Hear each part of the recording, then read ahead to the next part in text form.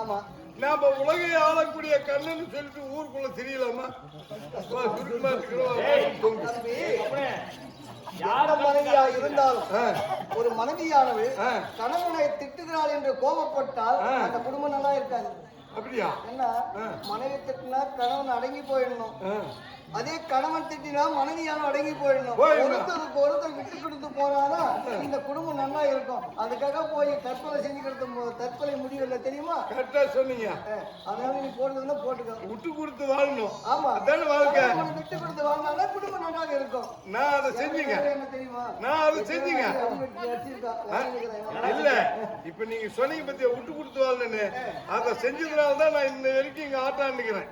இல்லன்னா எப்படி விட்டு கொடுத்து வாழ நான் இருந்துக்கவே மாட்டேன். எப்படி? என் கூட்டுக்காரி ஒரு நாள் கனவு கண்டேன். நான் இப்படி ஆட்டத்துக்கு வந்துட்டேன். நான் ஆட்டம் ஆண்டுக்கிறேன். பக்கத்து வீட்டுக்காரன் பேரு என் பேரும் ஒரே மாதிரி. என் பேரு வீரபத்ரன், அவன் பேரு வீரன். என் பேரு வீரபத்ரன், அவன் பேரு வீரன்.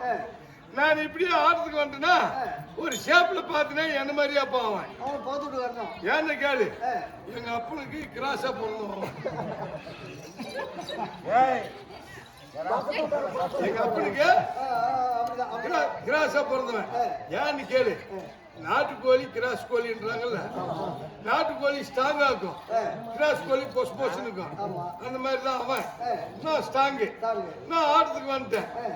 என்ன பண்ணிக்கிறான், என் வீட்டுக்காரி கனவுல ஒரு நாள் போயிட்டு, என் பிள்ளை நான் அங்க ஆட்ட ஆடி ஆடி கை காலெல்லாம் வலிக்குது, கொஞ்சம் கையை அமுத்து விடுறீ காலை அமுத்து விடுறீ கேட்ட மாதிரி கனவு கண்டுக்கிறான். இவன் என்ன பண்ணிட்டா, கிடுக்குன்னு எழுந்து போனதும் கதவை திறந்துட்டு உள்ள போய் அவன் கையை காலை பிடிச்சி அமுக்கினுக்கிறான். என் வீட்டுக்காரி. நான் காத்தால ஆட்டம் ஆடிட்டு வீட்டுக்கு போனேன். ஏடி தண்ணி காய வச்சு அடி கை காலெல்லாம் வலிக்குது. நைட்டு தானே அவ்வளவு நேரத்துக்கு வந்து நான் கையை காலெல்லாம் அமுத்து விட்டேன். இப்ப என்ன தண்ணி காய வைக்க சொல்றேன், அது கையை அமுத்து விட்டு சொல்றேன். ஏடி நான் தான் போயிட்டு அங்க போய் ஆட்டம் ஆட்டு வர்றேன், எப்படி என் கையை கால அமுக்கி விட்டேன் அப்படின்னு. அப்ப நான் யாரு கையை கால அமுக்கி விட்டேன்? ஆமா ஆமாங்க, நேரா நீங்க கனவுல வந்தீங்களா, அதே நேரா போயிட்டு அந்த வீட்டு கதவு திறந்துட்டு உள்ள போய் அங்க இருந்தவங்க கையை கால அமுக்கி விட்டேன். அதை மட்டும் தானே அமுக்கி விட்டேன், வேற எதுவும் பண்ணல. இல்ல பண்ற மாதிரி தெரிஞ்சு நான் வீட்டுக்கு வந்துட்டேன். இதே மாதிரி டெய்லி போயிட்டு வா, உடம்புக்கு ஆரோக்கியமா இருக்கும் அப்படின்னு நான் விட்டு கொடுத்ததுனால தான் நான்.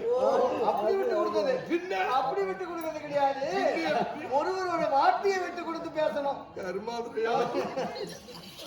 சரி தம்பி, அப்போ என் மனைவி இருக்கும்போது மட்டும் சந்தோஷமா சிரிச்சேன்.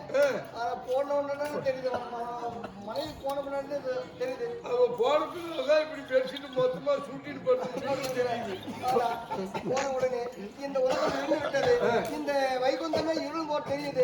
எனக்கு ஒண்ணுமே தெரியல, நான் எங்க போறேன்னு புரியல, என்ன பண்றேன்னு தெரியல. ஒரு ஆலோசனை சொல்ல முடியுமா? ஒன்னும் பயப்படாதீங்க, தாங்கள் நிற்கும் இடத்திலே தன்னை தேடி உபாயங்கள் வரும். அப்படியா? உங்களுக்கு உண்மையும் தெரியும், அதுக்கப்புறம் நீங்க என்ன பண்ணுன்றது உங்களுக்கே புரியும். அப்ப அதை பாத்துக்குங்க. சரிங்க, சரிங்க.